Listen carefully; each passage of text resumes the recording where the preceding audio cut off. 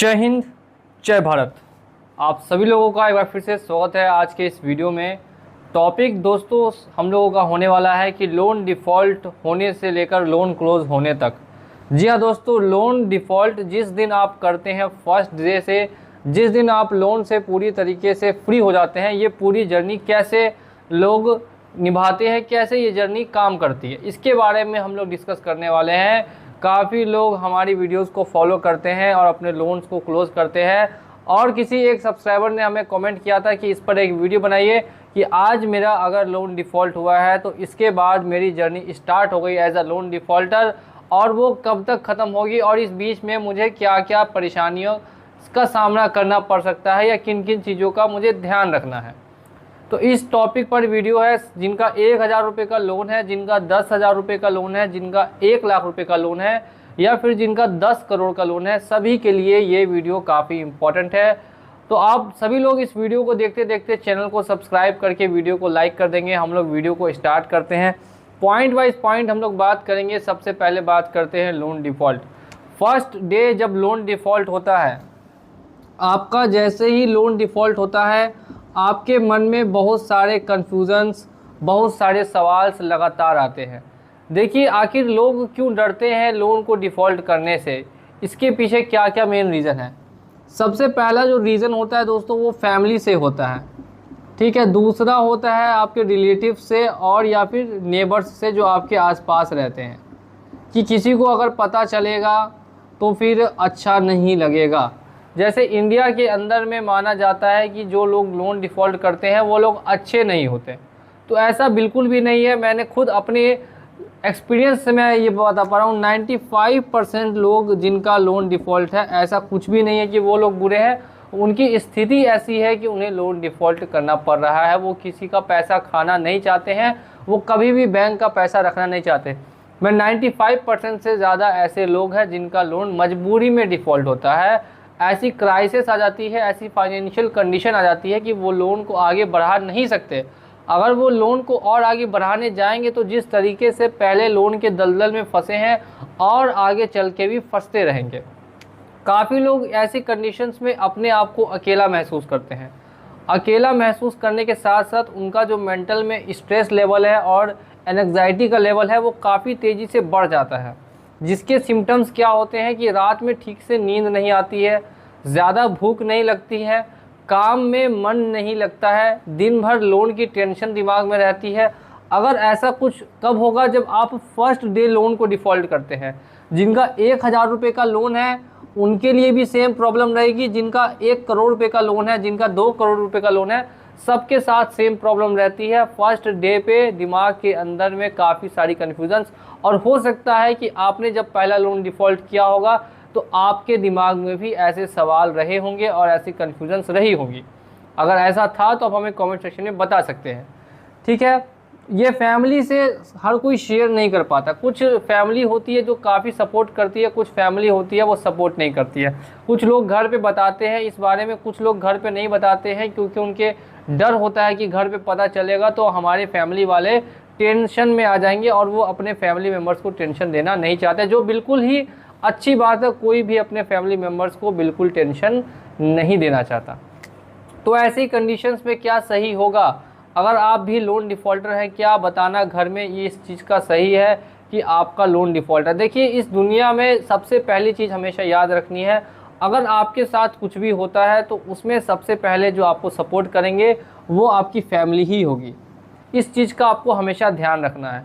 तो एज़ छुपाना पूरी तरीके से मैं बिल्कुल सही नहीं मानता। अगर आपका 20 लाख रुपए का लोन है तो कम से कम भी आप फैमिली में 5 लाख रुपए का लोन बता सकते हैं, 4 लाख रुपए का लोन बता सकते हैं, और साल भर में क्लोज होने वाला है। क्योंकि एट अप्रॉक्स आपको जमा 4-5 लाख रुपए ही करने हैं सेटलमेंट के लिए। पूरे 20 लाख रुपए तो आपको देने नहीं हैं, तो आप उनको 4-5 लाख का ही बता सकते हैं, और 1-2 साल में, 1.5 साल में या 6 महीने में क्लोज होगा। ये भी शेयर कर सकते हैं कि ज़्यादा टेंशन इसमें लेने वाली बात नहीं है। सबसे पहला काम तो सभी लोगों को ये ज़रूर करना है कि किसी अपने क्लोज़ को या फिर अपने फैमिली में इस चीज़ को शेयर करें। पहली चीज़, अब हमने डे 1 एज अ डिफ़ॉल्टर हम बन चुके हैं। अब हमने लोन को डिफ़ॉल्ट कर लिया है, ठीक है। लोन को साथियों डिफ़ॉल्ट करने के बाद बैंक की तरफ से pressure, NBFC company, online apps, इनकी तरफ से प्रेशर का सामना काफ़ी लोगों को करना पड़ता है। किस किस तरीके के प्रेशर होते हैं जिनको झेलना पड़ सकता है और जिसके लिए आपको पहले से ही तैयार रहना है। आपका क्या काम है, मैं काफ़ी वीडियोस में बता चुका हूं, मैं फिर से इस वीडियो में बोलूँगा स्टेप बाय स्टेप।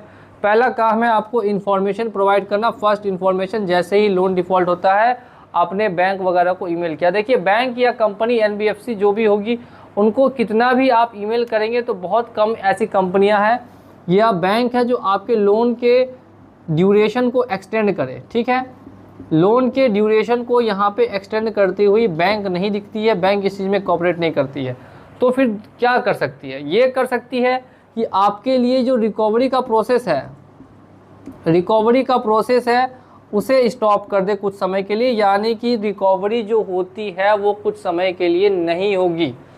ये ज़्यादातर इसका मेल करने का या नोटिस भेजने का क्या मकसद होना चाहिए कि आपका जो रिकवरी प्रोसेस है वो कुछ समय के लिए रुक जाए, जिससे आपके लिए आसानी हो फ्यूचर में। ठीक है, बजाज, आरबीएल, कुछ कंपनियां नहीं बात मानती हैं, कुछ कंपनियां एचडीएफसी, एसबीआई ये बात मान लेती है। तो अलग अलग तरीके के बैंक्स हैं, अलग अलग तरीके से अपने नियम के हिसाब से काम करते हैं। रेप्यूटेड बैंक हमेशा बात मान लेते हैं, लेकिन जो रेप्यूटेड बैंक नहीं है, छोटे बैंक है, वो बात मानने से इतराते हैं, जल्दी बात नहीं मानते। कस्टमर से उनको कोई रिलेशन नहीं बनाना होता। ठीक है, ये हो गया पहला काम कि आपने इन्फॉर्मेशन दे दी।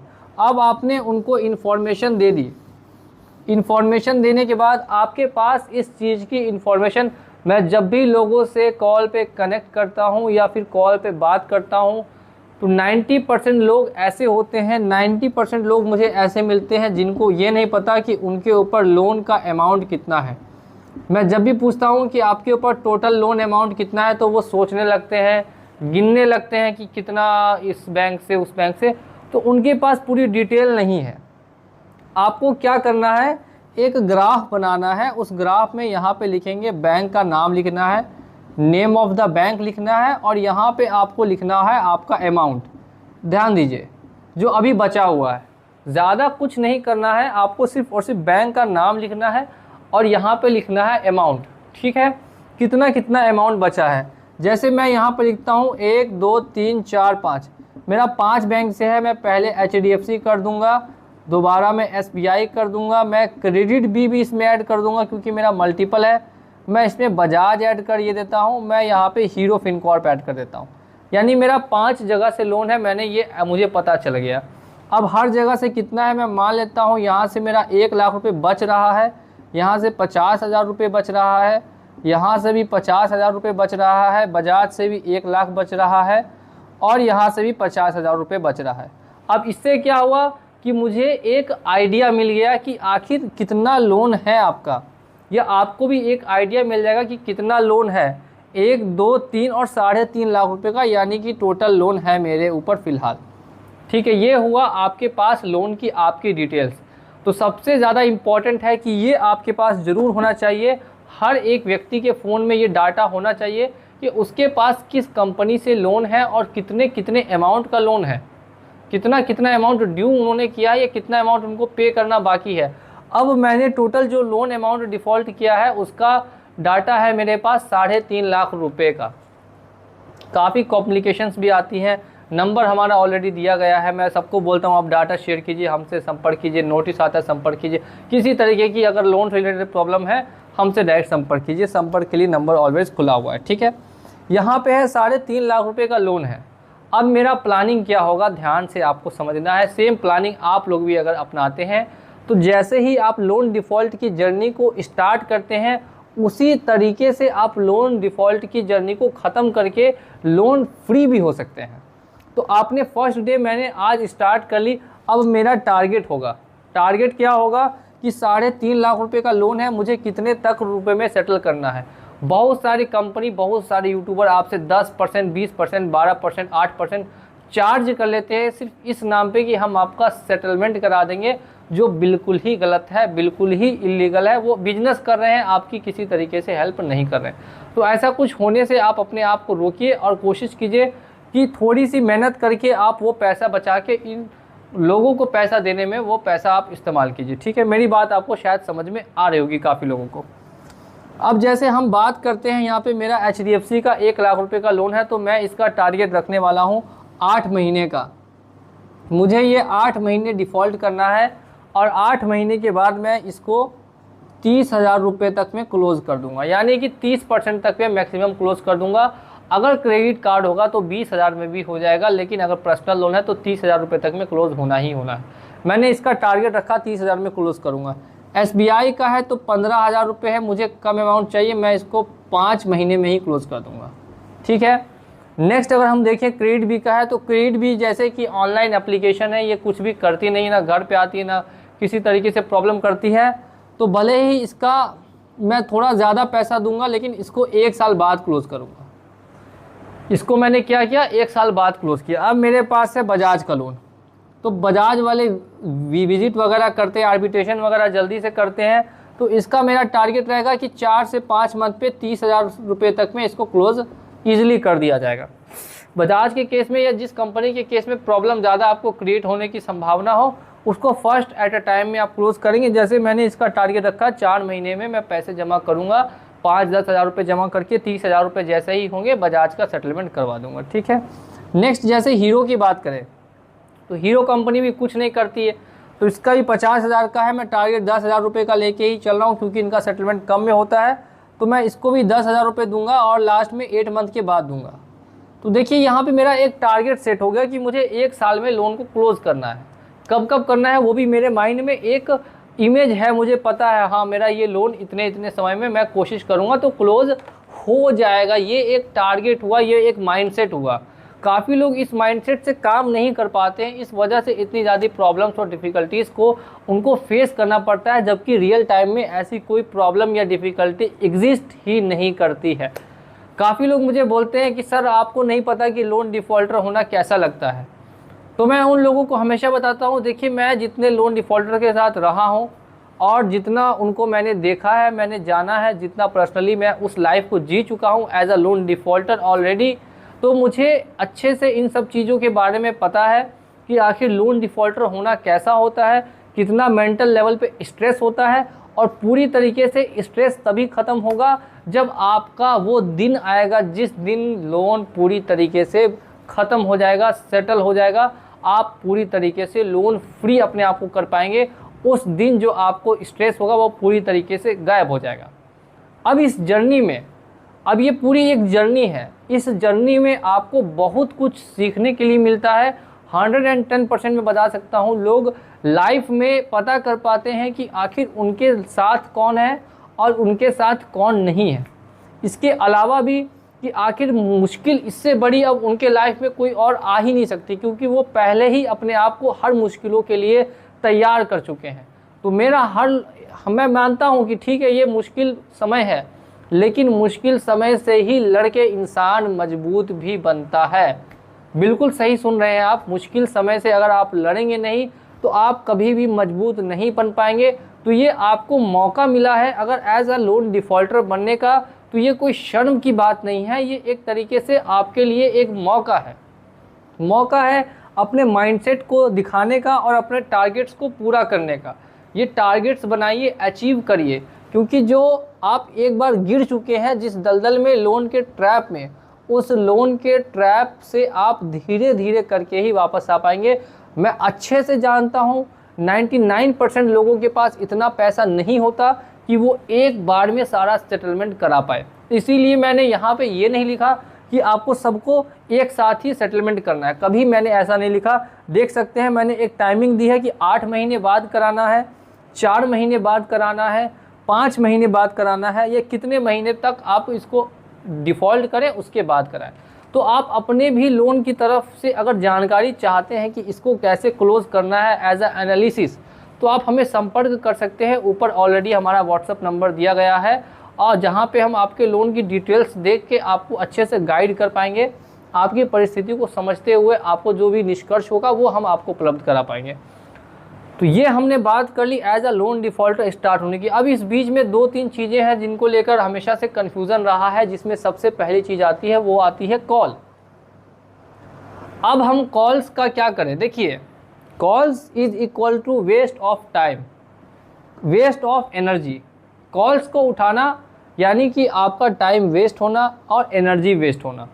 आप ईमेल और नोटिफिकेशन ऑलरेडी बैंक और कंपनी को दे चुके हैं, उसके बावजूद भी आप कॉल लगातार पिकअप कर रहे हैं। अगर तभी करें जब आपके पास उतना फ्री ऑफ टाइम है और उतनी एनर्जी है और आपको उस चीज़ में मज़ा आ रहा है। काफ़ी लोग मुझे बताते हैं सर हम आपकी वीडियोस देखते हैं, हम मज़े से बात करते हैं, हमें अच्छा लगता है उनसे बात करना, तो ये एक आपके लिए गुड डीड है, आप कर सकते हैं। अगर लेकिन ऐसा नहीं है, आप परेशान अपने आप को कर ले रहे हैं, उन बातों को आप अपने दिमाग में बार बार रिपीट कर रहे हैं, साइकोलॉजिकली आप अफेक्ट हो रहे हैं, तो ऐसे में आप इनसे निकलने की आगे कोशिश कीजिए। आप वहाँ पे स्टक मत हो जाइए, कॉल्स को उठाना बिल्कुल ही बंद कर दें। नोटिस आता है हमें सीधे फॉरवर्ड कर दें व्हाट्सएप के जरिए, चेक हो जाएगी वो नोटिस सही है या गलत है, क्या रिप्लाई करना ज़रूरी है या नहीं है। प्रोसेस कुछ नहीं होगा, जेल का सिस्टम इसमें बिल्कुल नहीं होता है, पुलिस आपके घर पे कभी आएगी नहीं, लीगल या इलीगल तरीके से आपको कहीं भी इधर उधर करना नहीं पड़ेगा। आपका टारगेट, आपका माइंडसेट सिर्फ और सिर्फ एक ही होना चाहिए कि मुझे इस साल या अगले साल तक पूरी तरीके से लोन फ्री होना है और अपनी ज़िंदगी को वापस कंटिन्यू करना है। तो जितने भी लोग इस वीडियो को इस पॉइंट तक देख चुके हैं वो एक बार ज़रूर कमेंट करेंगे कि क्या उन्होंने अपना टारगेट बना रखा है कि आखिर आप कब तक लोन से फ्री होना चाहते हैं। क्या आपको 2 साल लगेंगे, क्या आपको 4 साल लगने वाले हैं, या आपको 5 साल लगने वाले हैं, या 1 साल लगेगा। अगर आपका कोई टारगेट है तो आप उसके बारे में हमें कमेंट में ज़रूर से ज़रूर बता सकते हैं। और कुछ NBFC ऐसी भी होती हैं जो छोटी एप्लीकेशंस होती है जिनका मैं बताता हूँ, नहीं भरेंगे तो भी चलेगा, तो उनको आप टारगेट में मत रखिए। जैसे अगर मैं यहाँ पे आपको कहूँ तो एम पॉकेट, अगर मेरा एम पॉकेट का लोन है, अगर मेरा पे रूपी का लोन है, तो छोटे छोटे 10-20 हज़ार 30 हज़ार के मेरे लोन है तो मैं उनको अपने टारगेट में ऐड नहीं करता, क्योंकि इन लोन्स का कोई मतलब ही नहीं बनता। ये लोन्स आप दें या ना दें, किसी तरीके की झंझट आपको फ्यूचर में नहीं आती है। तो ये रही कहानी। वीडियो काफ़ी लंबी हो जाएगी और मैं नहीं चाहता आपका ज़्यादा टाइम लेना, इस वजह से मैं वीडियो को यहाँ पे स्टॉप करूँगा, वरना मैं इस वीडियो को चाहूँगा तो ये 1 घंटे लंबा चल जाएगा। इतना कुछ समझाने के लिए है, 5-6 साल के एक्सपीरियंस से पूरी कहानी मैं आपको समझा सकता हूँ। जितना शॉर्ट में उतने शॉर्ट में मैंने समझाने की कोशिश की है। उम्मीद करता हूँ ये वीडियो आपके लिए हेल्पफुल रहा होगा। वीडियो को लाइक करके चैनल को सब्सक्राइब कर दीजिए। मिलूंगा अगले वीडियो में बहुत ही जल्द। जय हिंद, जय भारत।